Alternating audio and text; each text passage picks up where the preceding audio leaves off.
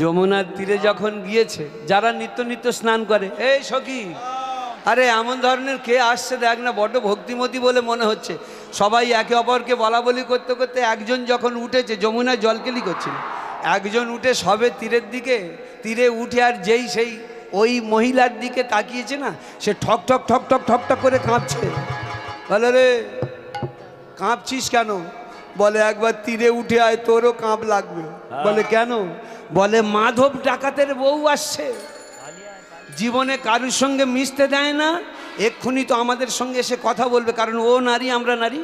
এই যদি দেখে মাধব ডাকাত না, নিজের বউটাকে বাঁচিয়ে নেবে, আমাদের গলা থেকে নামিয়ে দেবে।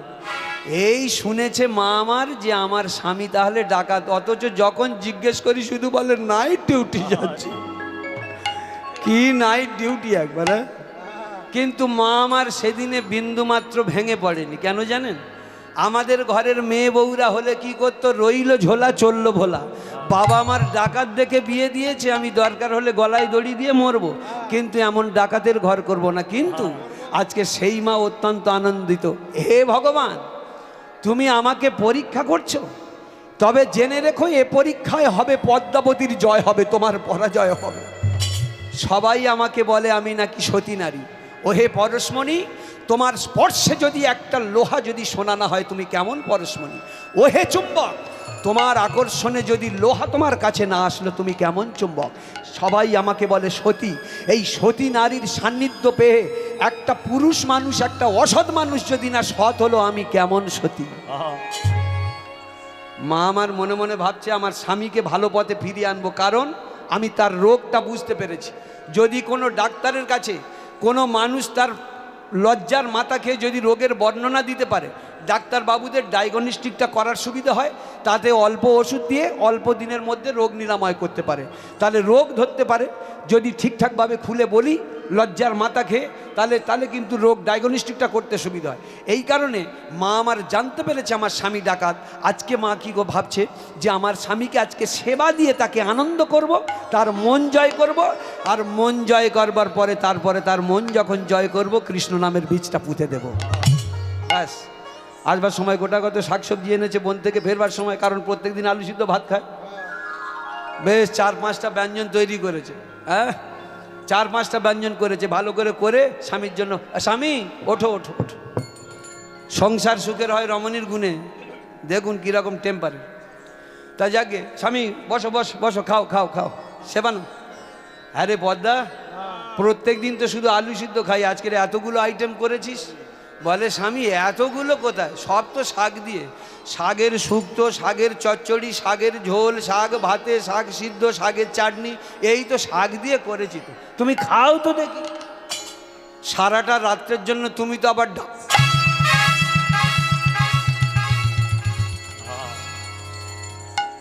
কি বললি? আমি ডাকাতি করি, তুই ডা বলে কেটে নিলি। ডাকাতি করি তোর কে বলেছে? কে বলেছে?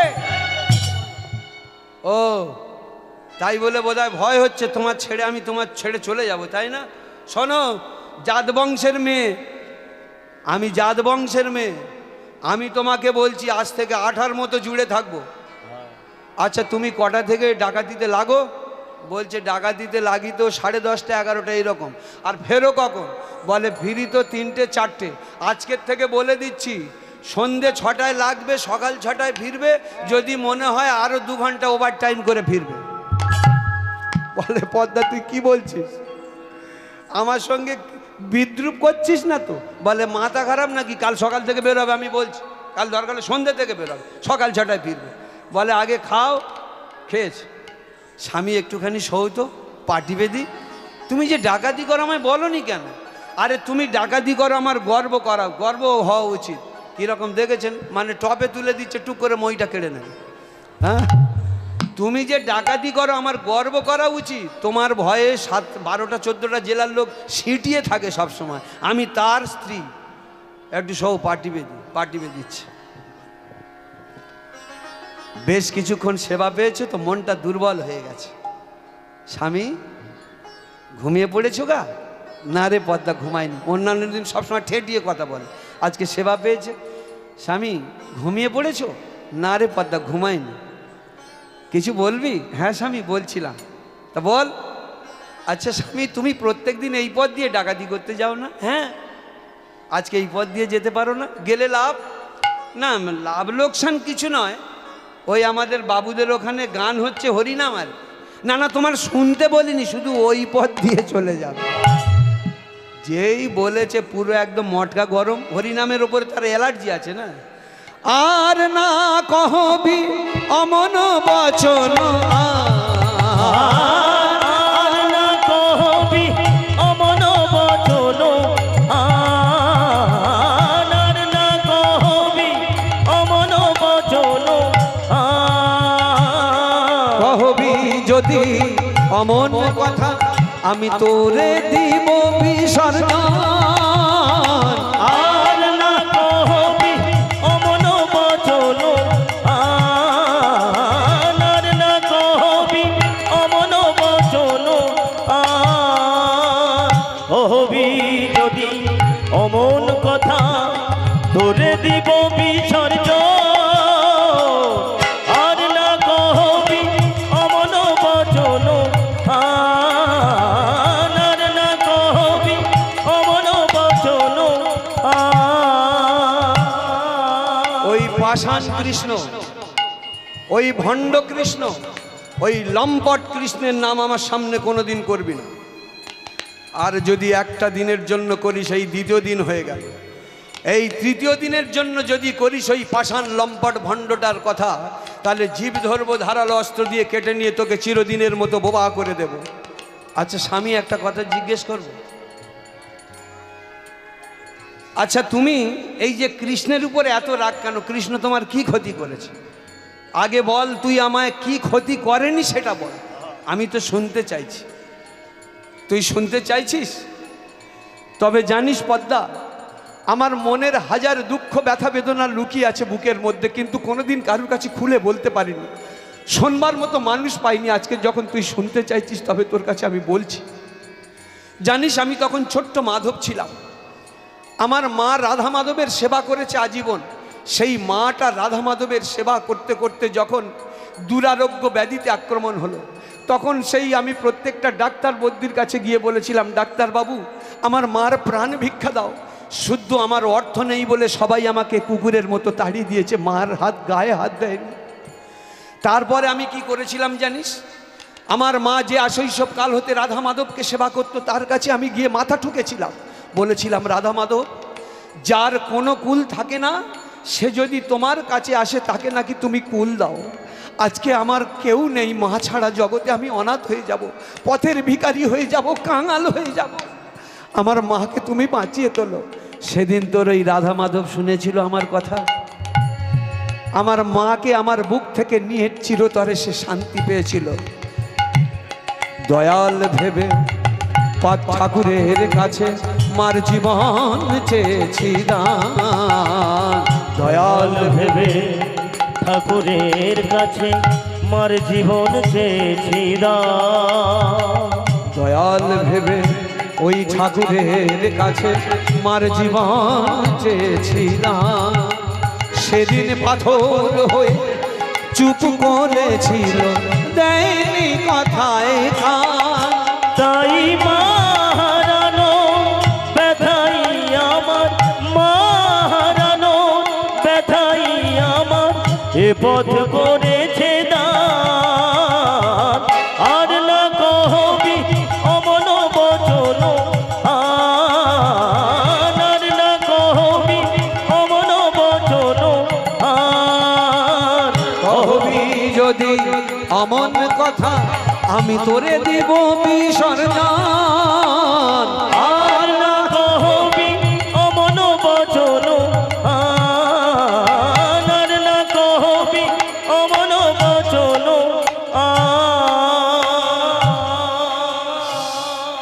স্বামীর যা রুক্ষ মেজাজ দেখেছে তাতে করে আর বলবার সাহস পাচ্ছে না, কিন্তু নারীর চোখের জল সম্বল আর কি করবে, আর কি করার আছে। এই কারণে আরও একটা বছর গেল ওই রকম কাঁদতে কাঁদতে। সেদিনও মা ভোরের বেলা ঘুমিয়ে পড়েছে, আবার যেন ওই বৃন্দা দেবী কানে কানে বলছে, পদ্মারে তোর স্বামী যেটা ভালোবাসে সেইটা দিয়ে তাকে লোভ ধরা। এই যখনই বলা সঙ্গে সঙ্গে মা আমার যেন চৈতন্যের রাজ্যে ফিরে এসেছে। মনে মনে ভাবছেন ঘুম থেকে উঠে বসে, আমার স্বামী তো ধনৈশ্বর্য ভালোবাসে না, তার জন্য জীবন মুঠো করে রেখে ডাকাতি করে বেড়ায়, তাহলে আমি যদি ওই টিপটা দিই তবে তার আগে হরিবাসর একটা খুঁজতেই হবে। এই বলে ফের সেই যমুনার ঘাটে গিয়েছে, সেই কটা নারীর সঙ্গে সাক্ষাৎ। তারা বলছে, দেখ সেই ডাকাতের বউ এসছে, আমাদের সঙ্গ ছাড়ছে না, বিপদ একটা ঘনিয়ে তবে শুনবে। যেই বলেছে না, ছুটে গিয়ে দুটো হাত জড়িয়ে ধরেছে, দিদি তোমাদের ঘরে স্বামী আছে, আমার ঘরে স্বামী আছে, তোমাদের ঘরের স্বামীকে যদি কেউ নিন্দা করে তোমাদের কি সহ্য হয়? পতির নিন্দা কেউ কি সহ্য করতে পারে? পেরেছিল কি পার্বতী? পারেনি। ওই যে দক্ষ রাজা যজ্ঞ করেছিল না, দেখবেন সবাইকে নিমন্ত্রণ করেছিল, একমাত্র শিবে মানে নিজের জামাই মেয়ের নিমন্ত্রণ করেনি। এইটা আমার দুর্গার সহ্য হচ্ছিল না, যে আমার স্বামীকে নিমন্ত্রণ করলো না, দেবাদিদেব মহাদেব। তখন ওই বাবার কাছে জিজ্ঞাসা করতে গেছিল, যখন উঠোনে দাঁড়িয়েছে যজ্ঞ প্রাঙ্গণে, বাবা তখন বলছে, এই কে আছো? ওই ভিখারিনীটাকে কিছু চাল পয়সা দিয়ে তাড়িয়ে দাও। সেই দিনে পার্বতী বলেছিল, বাবা আমার স্বামী ভিখারি, আমি জানি আমি ভিখারি স্ত্রী, আমি ভিখারিনী, তবে আজকে কিছু ভিক্ষে করতে আসিনি বাবা, আমি শুধু আমার স্বামীর সম্মান ফিরতে এসেছি। আচ্ছা, ত্রিজগতে সবাইকে নিমন্ত্রণ করলে কেন আমার স্বামীকে নিমন্ত্রণ করলো না? বাবা তখন মুখের ওপরে বলে দিয়েছিল, যে শ্মশানে মশানে ঘুরে বেড়ায়, ছাই ভস্য যে মেখে বেড়ায়, যার ভূতপ্রেত সঙ্গী, সাপের মালা গলায় পরা, তাকে আমি জামাই বলে স্বীকার করিনি, করব না। এতে করে আমার ওই পার্বতী যজ্ঞের আগুনে জীবন আহুতি দিয়েছিল। তারপরে মহাদেব কি করেছিল সেটা আপনারা জানেন, যে কারণে দক্ষ যজ্ঞটা নষ্ট করে দিয়েছিল একদম। হ্যাঁ, তাহলে ভক্তমণ্ডলী মায়েরা তাই বলছে, দিদিগো আমার স্বামী ভালো। আসলে জানো, যদি সমাজ তাকে একটু ভালোবাসা দিত, সমাজ যদি তাকে একটু স্নেহ দিত, সে আর যাই হতো ডাকাত হতো না। যদি একটু ভালোবাসা, মায়া, মমতা, স্নেহ পেত। বলো না দিদি, কোথাও হরিনাম হচ্ছে না? হরিনাম তো হচ্ছে, তা তোর কাছে বলে কি হবে? তোর ডাকাত স্বামী পাঠাবে না? দিদি আবার সেই ডাকাত বলছে। শোন, হরিনাম হচ্ছে এখান থেকে 2 কিলোমিটার দূরে আমাদের ওই মোড়ল বাবুর বাড়িতে, জমিদার বাবুর বাড়িতে। তা পারলে 2 স্বামী স্ত্রী যাস, আর না গেলে আর কি বলবো, না গেলে আর কি বলবো, একা যাবি। তো যখন এই কথা বলেছে, 2 ভালো করে খেয়েছে, খেয়ে এবারে যেই বিছানার উপরে বলে, স্বামী শো একটু চরণ সেবা করে দিই, সেটাও নিচ্ছে। শুধু মাঝখানে একবার বলেছে, স্বামী একটা কথা বলবো, বলে যা ভেবেছিলাম ঠিক কথা। আগে থাকতে বলে দিচ্ছে, যা বলবি বল, কৃষ্ণ কথা বাদ দিয়ে বল, যা বলবি বল, কৃষ্ণ কথা বাদ দিয়ে বল, কৃষ্ণ কথা বাদ দিয়ে বল। মা আমার মনে মনে ভাবছে, আমার স্বামী অনেক কথা বলল, যা বলবি বল, কৃষ্ণ কথা বাদ দিয়ে বল। একটু মেজাজও নিয়ে বলল, কিন্তু মারল না তো। তার মানে আমার স্বামীর বুকে মায়া মমতা আছে। যদি না থাকতো তাহলে এতক্ষণ ঘাপাচ্ছে ধরিয়ে দিত, তাহলে নিশ্চয়ই স্নেহ মায়া মমতা আছে। সেইটা আমি কৌশলে ছিনিয়ে নেব, নিয়ে সেই মমতা স্নেহটাকে আমি রাধা মাধবের চরণে বিলিয়ে দেব, নিজের দেহ চরিতার্থ করব না। বলে, স্বামী একটা কথা বলছি শোনো, রাগ দেখিও না, শোনো কথাটা, মাথা দিয়ে শোনো, বুদ্ধি দিয়ে শোনো। বল, জীবনে অনেকগুলো রাত তো তুমি ডাকাতি করেছো, অনেক খুন করেছো, কিন্তু সঞ্চয়ের ঘরে কিছু রাখতে পেরেছো শুধু পাপ ছাড়া? পাপের ঘরে পাপ সঞ্চয় ছাড়া পুণ্য করতে পেরেছো কি? না রে পদ্মা, পারিনি। কিন্তু আমার মনে প্রবল ইচ্ছা ছিল, আমি পুণ্য করব, মানুষকে সেবা দেব, 2 অতিথি সেবা দেব, কিন্তু পারিনি। ভক্তমণ্ডলী মায়েরা, এই জায়গা হচ্ছে একটা দারুণ কথা। আমরা বড় পুজো করি, বড় হরিনাম দি, যাই পারি করি, ভক্ত সেবাটা মেন। অনেক জায়গায় দেখবেন আপনি যাই করেন করুন, ভক্ত যদি 1 মুঠো ডাল ভাত একটু কুমড়োর মলম পায়, তাতেও তার শান্তি।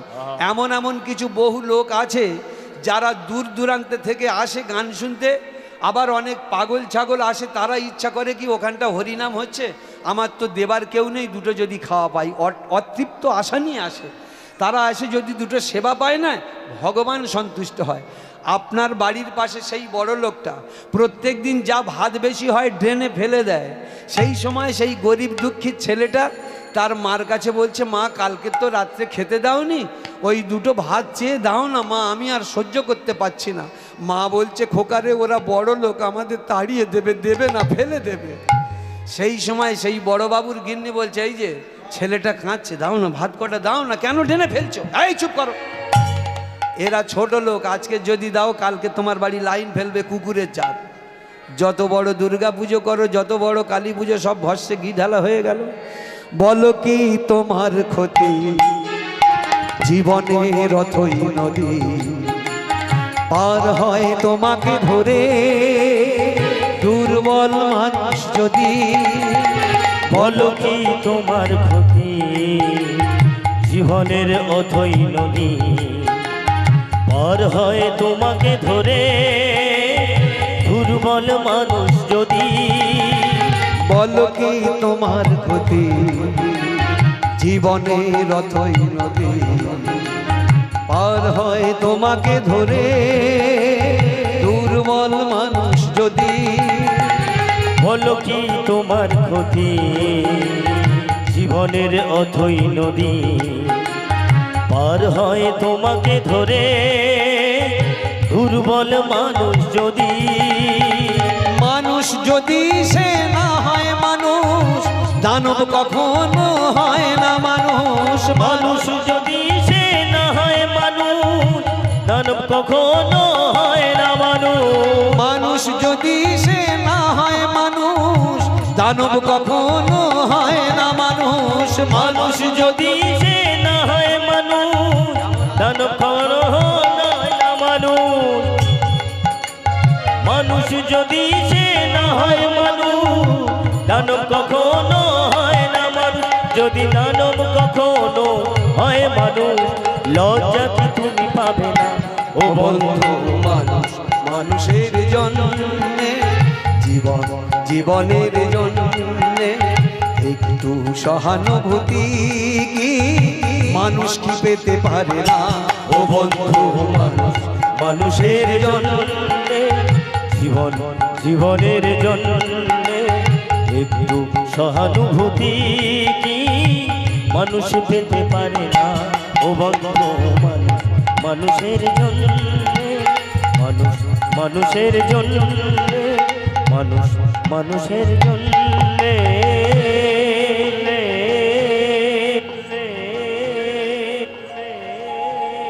এটাই হচ্ছে মানুষের পরিচয়।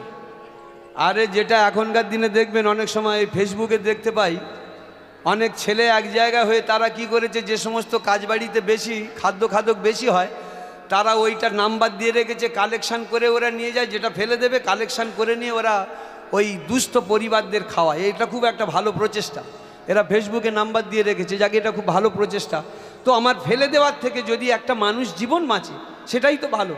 যত বড় যাই করি না, কিন্তু এই জায়গাটা আমাদের একটু খেয়াল রাখতে হবে ভক্তমণ্ডলী মায়েরা। জয় গুরু, জয় নিতাই গৌর হরি বল। তাই পদ্মারে আমার ইচ্ছা ছিল, কিন্তু আমি পারি।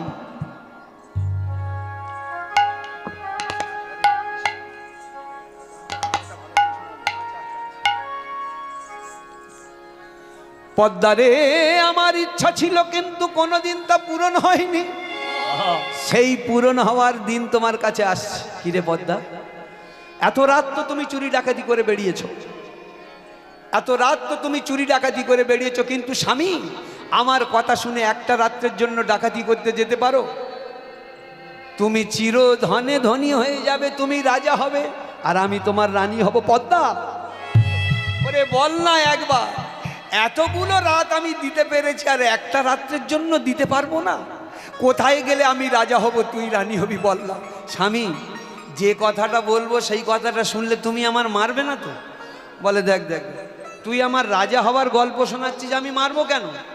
বলে, তাহলে বলি বল। বলে, তার জন্য তোমার সেই ভাগবত পাঠতলায় যেতে হবে। আবার সেই ভাগবত? ওরে ভাগবত মানে তো কৃষ্ণ কথা, কৃষ্ণ কথা, কৃষ্ণ কথা। স্বামী শোনো, রাগ দেখালে হবে না। ভেতরে ভেতরে যমুনার ঘাটে কতদিন ধরে যাচ্ছি তুমি জানো কি? না, জানি না। আজকে সবে খবর পেলাম, কি জানো? খবর পেলাম যে এখান থেকে 2 কিলোমিটার দূরে ওই যে মোড়ল বাবুদের বাড়ি, 2 দিন হরিনাম হয়ে গেছে, 3 দিন হরিনাম হবে, বিরাট উঠোন, চারিদিকে পাঁচিল দেওয়া, আর বড় লোকেদের আত্মীয় বড় লোক হয়তো, তাই না? সমানে সমানে সখ্য হয় অতি সুখে, আর কোন কালে সখ্য হয়েছিল নৃপতি ভিক্ষুকে। সব সময় দেখবেন সমানে সমানে বন্ধু হয়, অসমানে সমানে বন্ধু হয় না কোনোদিন। সমানে অসমানে বন্ধু হয় না, রাজায় রাজায় বন্ধু হয়, গাইয়ে গাইয়ে বন্ধু হয়, স্টাফে স্টাফে বন্ধু হয়, ড্রাইভার ড্রাইভারে বন্ধু হয়। গাড়িটা চালাতে চালাতে টুক করে দেখি না একটা গাড়ির সামনে দাঁড় করে দিলাম, কি গো টাইম কম হয়ে যাচ্ছে, বলে দাদা ড্রাইভারটা আমার বন্ধু হয়। আমি তোমার ড্রাইভার, তুমি যে ড্রাইভার তো, আর তোমার বন্ধু যে ড্রাইভার হবে সেটা আমি জানি। সমানে সমানে সখ্য হয় অতি সুখে, কোন কালে সখ্য হয়েছিল নৃপতি ভিক্ষুকে। রাজা আর ভিখারি যেমন বন্ধু হয় না, তাহলে রাজায় রাজায় বন্ধু হয়, তাহলে বড় লোকের বাড়ির আত্মীয় স্বজন বড় লোক হয়। হাতে কানে গলায় নাকে পায়ে গড়গড়ে করে সোনার জিনিস পরে ভাগবত পাঠ শুনতে যাচ্ছে। তোমার ডাকাত হিসেবে যা নাম, শুধু লাঠিটা ঠুকে সদর দরজার ধারে দাঁড়া, শুধু দাঁড়াবে, চাইতে হবে না, এই তোমার ফেসটা দেখবে আর গড়গড় করে খুলে দেবে। বলে পদ্মারে তুই তো দারুণ টিপ দিয়েছিস। বলে এই টিপটা দেওয়ার জন্যই তো এত আলাঝালা করছিলাম, তুমি তো শুনতে চাও না, শুধু রাগ দেখাচ্ছ। বলে পদ্মা তবে ঝপ করে 2 বস্তা, এই 2 দিন হয়ে গেছে হরিনাম বললি, হ্যাঁ তা 2 দিন আগে বলতে কি হয়েছিল, 2 বস্তা মাল চলে আসতো তো। বলে স্বামী গো ভয়তে বলতে পারিনি, তুমি যদি মারধর করো। আরে তুই আমাকে রাজা হবার স্বপ্ন দেখাচ্ছি, আমি এটা ভয় পাবো না, হতে পারে। তা বলে চট বস্তা দে। বলে আর দেরি সহ্য হলো না, নিজে নিজে তাড়াতাড়ি করে টেনে টেনে নামাচ্ছে।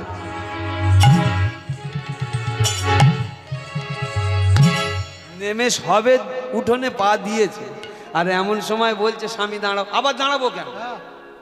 বলে যেখানে আমার স্বামীকে পাঠাবো সে জায়গাটা কতটা নিরাপদ জায়গা আমি দেখবো না?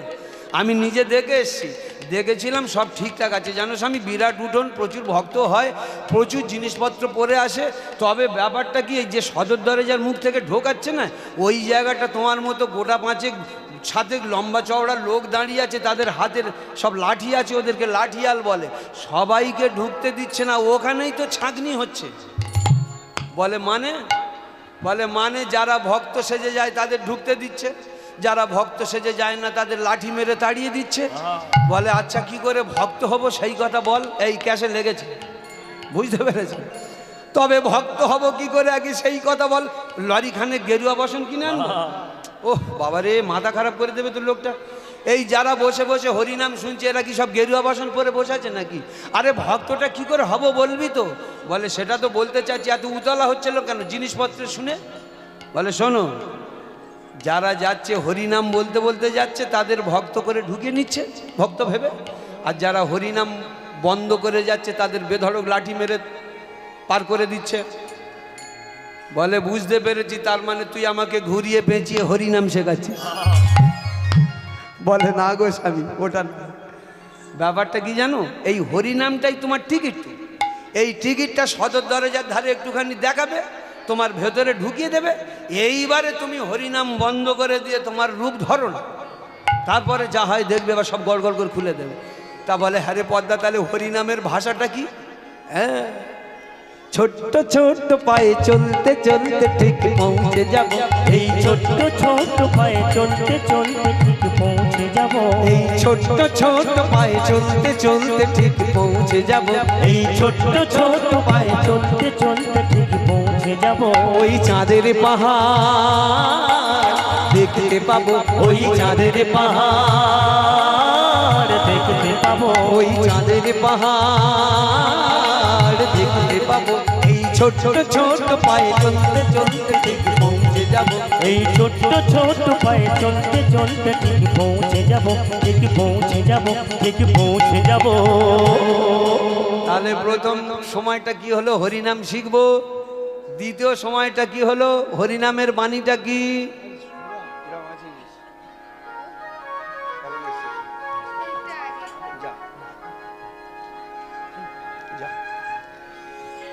বলছে পদ্মারে আমার আগে বল হরিনাম বলে ওখানটা শোনো, যে হরিনামটা চালু আছে সেটাই তোমার বলছি, যে হরিনামটা ওখানে সব বলতে বলতে যাচ্ছে তোমায় সেটাই বলছি, তাহলে ওরা ভেবে নেবে যে তুমি পাকাপুক্ত ভক্ত, সেইটাই আমি তোমার বলে দিচ্ছি। বলে কি বল, একবার বল। ভজ গৌরাঙ্গ লহ গৌরাঙ্গ জপ গৌরাঙ্গের নাম রে, ভজ গৌরাঙ্গ লহ গৌরাঙ্গ জপ গৌরাঙ্গের নাম রে, ভজ গৌরাঙ্গ লহ গৌরাঙ্গ লহ গৌরাঙ্গের নাম রে।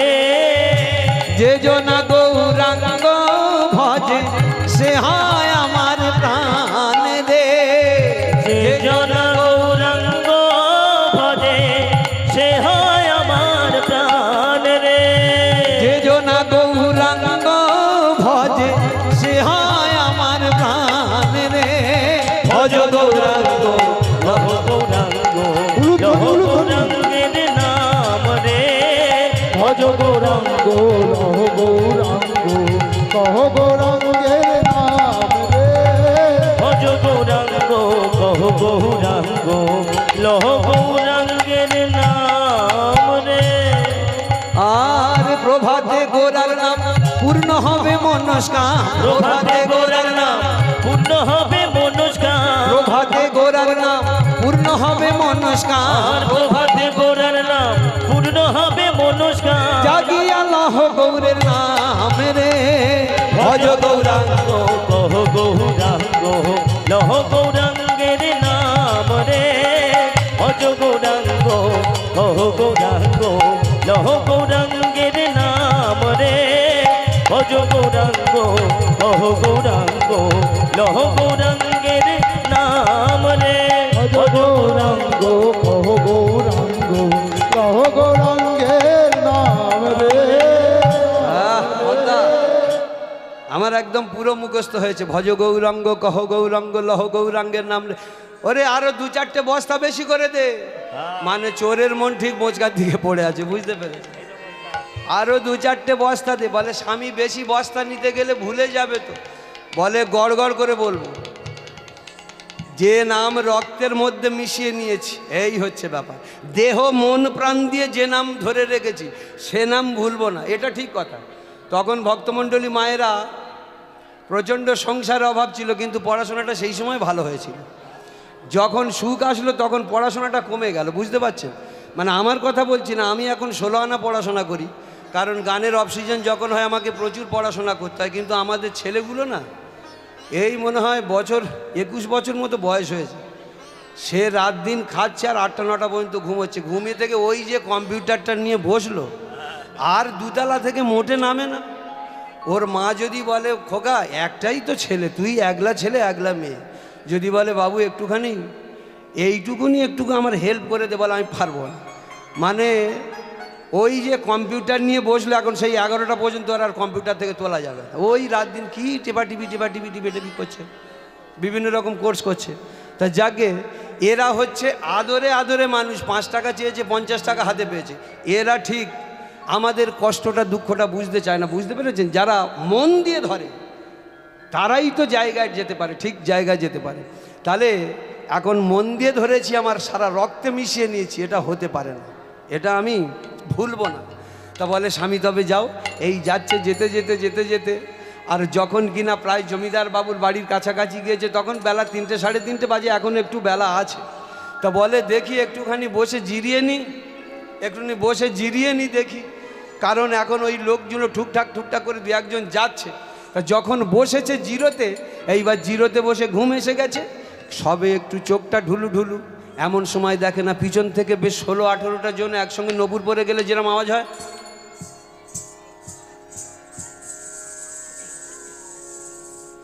এই ঝমঝম ঝমঝম করে আওয়াজ হচ্ছে। ছম ছম পায়েল বাজে চরণেতে বাজে, ছম ছম পায়েল বাজে চরণ দে বাজে, ছম ছম পায়েল বাজে চরণ দে বাজে, ছম ছম পায়েল বাজে চরণ দে।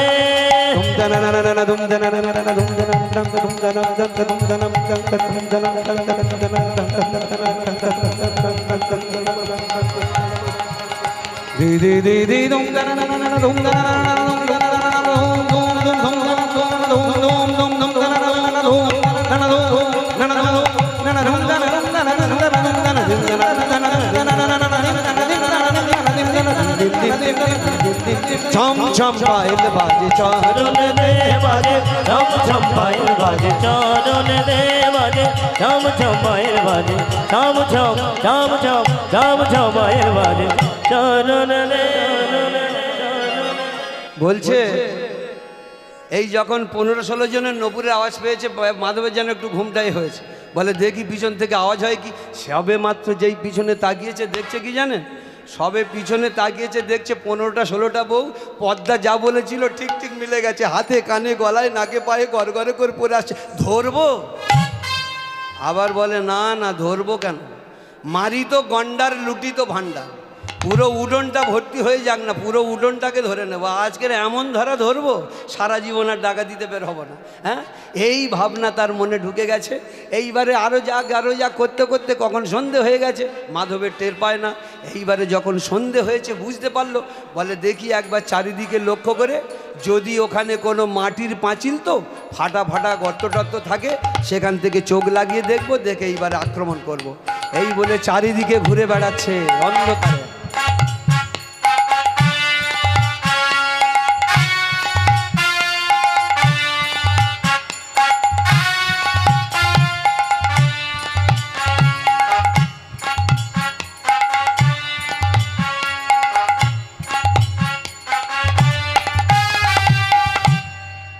চারিদিকে ঘুরতে ঘুরতে দেখেন একটা দেয়ালের মাঝখানে ফাটা আছে, সেখান থেকে চোখ লাগিয়ে যা, আহা প্রচুর বউরা বসে আছে গো, কানে হাতে গলায় পায়ে গড়গড়ে করে সোনার জিনিস। তবে ওই কোণটা একটু ফাঁকা আছে, 2-1 করে ঢুকছে, ঢুকুক তারপরে যাচ্ছে। এই বলে ওই কোণে 2-1 ঢুকতে ঢুকতে এদিকে ঠাকুরমশাই পাঠ শুরু করে দিয়েছে। দ্বাদশ রাখাল সঙ্গে করি নবলক্ষ ধেনু নিয়ে হরি যায় তারা মধুর রঙ্গ করি বলছে, আর পাঠ করে তার অর্থ শোনাচ্ছে। এই যে শোনো ভক্তরা, বৃন্দাবনে দ্বাদশ রাখালের চূড়ামণি, তার নাম কৃষ্ণ, দ্বাদশ রাখালকে নিয়ে আর নবলক্ষ ধেনুকে নিয়ে গোঠে গোচারণে যায়। সেই কৃষ্ণের রংটা বড্ড কালো মতো, এর থেকে বেশি মানে আমার এইটার থেকে বেশি, দেখুন দেখি একবার বলছে কালো মতো। সেই ছেলেটা কিন্তু কালো মতো হলে কি হবে, ফেসটা ভালো জল জল করছে, যেন জগতে ছানিয়া, জগতে চাঁচিয়া, জগতে নিছুড়িয়া, কোনো অমৃত রসে রসান্নিয়া কোন বিধাতা পুরুষ নির্মল নির্জন স্থানে গঠন করেছে। 1000 খানেক চাঁদ বেটে দিয়ে সব সুধা যেন তার বদনে ঢেলে দিয়েছে। মনে হয় যেন কোনো বিধাতা পুরুষ তার মুখপানে তাকিয়ে দেখেনি, দেখলে এমন পুরুষকে ছাড়তো না। ওহ কি সুন্দর দেখতে রে বাবা, দারুণ ছেলে।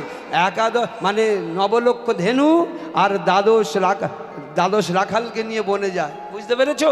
যখন যায় তার মা সুন্দর করে সাজিয়ে দেয়, কীরকম খাইয়ে দাইয়ে ননি টনি খাইয়ে দিল, খাইয়ে দিয়ে এইবারে 9 লক্ষ টাকার চূড়া, 9 লক্ষ টাকার বিদধরা, 9 লক্ষ টাকার মোহন মুরলী, 9 লক্ষ টাকার গলার হার, 9 লক্ষ টাকার পদ, 9 লক্ষ টাকার বালা, 9 লক্ষ টাকার কোমরবন্ধ, 9 লক্ষ টাকার চরণের নুপুর, 9 জায়গায় 9 লক্ষ করে 81 লক্ষ টাকার জিনিস পরিয়ে দেয়।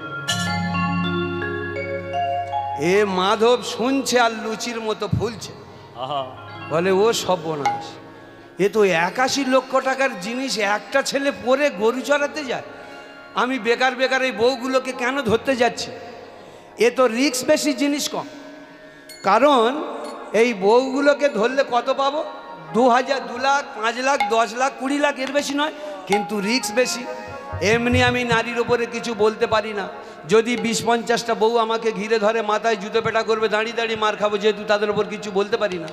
কিন্তু এত রিক্সের মধ্যে যাচ্ছি কেন? একটা ছেলেকে ধরবো, 81 লাখ টাকার জিনিস পাবো। দেখি ওই ছেলেটার এবারে কি নাম বললো আর ঠিকানা বললো, ঠিকানাটা তো নিশ্চয়ই বললো। এইবারে মাধব চোখ সরিয়ে নিয়েছে, কান বাড়িয়ে দিয়েছে, ঠিকানাটা বলে না কেন? এতক্ষণ পরে মাধব চোখ সরিয়ে নিয়ে কান বাড়িয়ে দিয়েছে। এতক্ষণ পরে আসলে সোনায় মন মেতেছে, এবার আসলে সোনায় মন মেতেছে, এবার আসলে সোনায় মন মেতেছে, এবার আসলে সোনায় মন মেতেছে, নকল সোনায় মন দেবে কেন? এবার আসল সোনায় মন মেতেছে, নকল সোনায় মন দেবে কেন? আসল সোনায় মন মেতেছে, নকল সোনায় মন দেবে কেন আসল সোনায় মন মেতেছে, নকল সোনায় মন সে যে কৃষ্ণ সোনায় মন মেতেছে একবার হৃদয় কৃষ্ণ সোনায় মন মেতে, নকল সোনায় মন দেবে কেন? কৃষ্ণ সোনায় মন মেতে, নকল সোনায় মন দেবে কেন? আসল সোনায় মন মেতেছে, আসল সোনায় মন মেতেছে। ভক্তমণ্ডলী মায়ের আমার সময় খুব সংক্ষেপ, আর কমেন্ট বাকি আছে আর 10 মিনিট বাকি আছে, এরপরে চলে যাব। তার আগে একটা বার্তা দিয়ে যাই, পেটে যদি খিদে লাগে কোনো হরিনাম কেন কোনো কিছু ভগবান এসে দাঁড়ালেও ভালো লাগবে না। ভক্তরা ভক্ত সেবার ব্যবস্থা করেছে আমার বাবুরা। আপনারা এলাকার মানুষ নিশ্চয়ই জানেন জায়গাটা কোথায়। ঠিক টাইমে আপনারা যে যার মতো সেবা নিয়ে আসবেন, প্রসাদ গ্রহণ করবেন। আবার পরবর্তী দল আবার নামছে, আবার তার গান শুনবেন, আজকের রাতটা কাটাবেন এইভাবে। এই বলে কমিটিদের জন্য বলবো পরবর্তী দল ঠিক আর 10 মিনিট পরে এখানটা ব্যবস্থা আমি দেখতে চাই। এইবারে এই শুনে বলে আমি কৃষ্ণের ওই জিনিসপত্র চুরি করবো, বা সোজা বৃন্দাবন যাব, কৃষ্ণ বৃন্দাবন, কৃষ্ণ বৃন্দাবন যাব, কৃষ্ণ বৃন্দাবন যাব, কৃষ্ণ বৃন্দাবন যাব, কৃষ্ণ বৃন্দাবন, কৃষ্ণ বৃন্দাবন যাব, কৃষ্ণ বৃন্দাবন। কখন যাব তার কাছে আর মানে নাম, আমি কখন যাব তার কাছে আর মানে নাম, আমি কখন যাব তার কাছে আর মানে নাম। কৃষ্ণ বৃন্দাবন, কৃষ্ণ বৃন্দাবন, কৃষ্ণ বৃন্দাবনে যাব, কৃষ্ণ ও বৃন্দাবন, কৃষ্ণ বৃন্দাবন, কৃষ্ণ বৃন্দাবন, কৃষ্ণ বৃন্দাবনে যাব, কৃষ্ণ বৃন্দাবন, যাব কৃষ্ণ বৃন্দাবন, যাব কৃষ্ণ বৃন্দাবন, কৃষ্ণ বৃন্দাবন যাব, কৃষ্ণ বৃন্দাবন, কৃষ্ণ বৃন্দাবন যাব, কৃষ্ণ বৃন্দাবন। সোজা বৃন্দাবনের বনে পাড়ি দিয়েছে, সোজা বৃন্দাবনের বনে।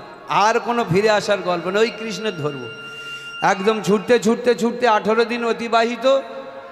মনে মনে ভাবছে নবলক্ষ ধেনু, দ্বাদশ রাখাল, তা কই একটাও ধেনুপত্র দেখতে পাই না তো। তবে কি কৃষ্ণ এখানে নেই?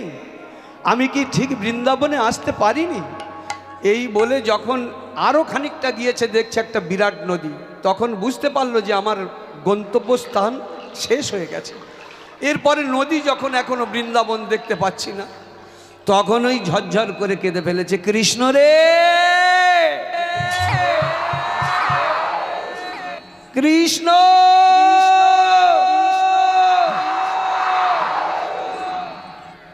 তুই নাকি সকলার অন্তর্যামী, অন্তরের কথা সব কিছু নাকি জানতে পারিস। আমি তোর গায়ের জিনিস চুরি করতে আসছি, কিন্তু বৃন্দাবনের ঠিকানা পাইনি। তুই পারলে একজন কাউকে পাঠিয়ে দে না, যে তোর ঠিকানাটা বলে দিতে পারে। কীরকম পাগল হয়েছে আর কীরকম মাথা গেছে বুঝতে পেরেছে? যার গায়ের জিনিস চুরি করবে তার কাছে বলছে একটা লোক পাঠিয়ে দে, তবে সত্যিকারের পাগল হয়েছে। আর এই রকম পাগলদের আমার ভব প্রেম পাগলটাই খুঁজে বেড়ায়, এই রকম পাগলদের ভব প্রেম পাগলটা খুঁজে বেড়ায়। যেই একবার ডাক দিয়েছে না, সঙ্গে সঙ্গে ভগবান ওই যে চোখের জলে ডেকেছে। যার কাছে কান্না নাই তার কাছে কানাই নাই, যার কাছে কান্না আছে ভাই তার কাছেই তো কানাই সদাই। যার কাছে কান্না নাই তার কাছে কানাই নাই, যার কাছে কান্না আছে ভাই তার কাছে তো কানাই সদাই। তা কান্না সম্বল করেছে ভগবান আজকে রাখাল বালক বেশ ধারণ করে এক হাঁড়ি দই নিয়ে, দই খাবে গো, দই দই খাবে, দই খাবে, দই। এই যখন হাঁকতে হাঁকতে আসছে না, আর সেই সময় আমার মাধব দাঁড়িয়ে বসে বসে কাঁদছিল, বাচ্চা ছেলের গলার আওয়াজ পেয়ে আস্তে আস্তে উঠেছে। বলে দেখি মনে হয় আমার একটা ঠিকানা বলবার লোক পেয়ে গেলাম। এই খোকা এদিকে, এই খোকা এদিকে বাবা।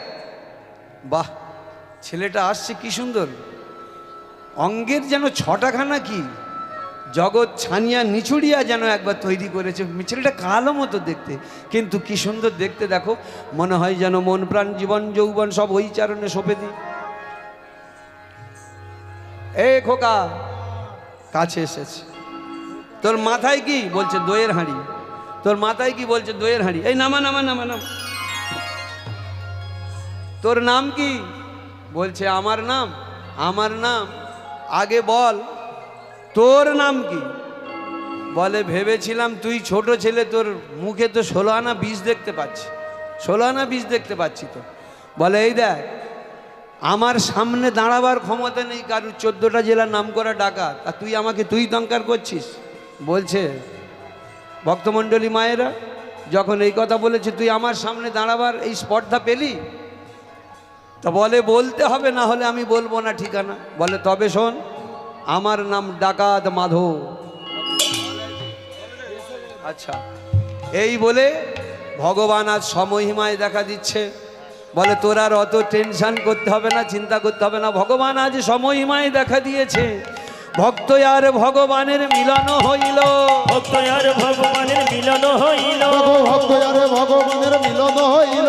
জন্মদিনে সবাই মিলে হরি হরি জয় রাধে জয় রাধে নিতাই গৌর হরি বল, নিতাই হরি বল হরি বল হরি বল হরি হরি বল।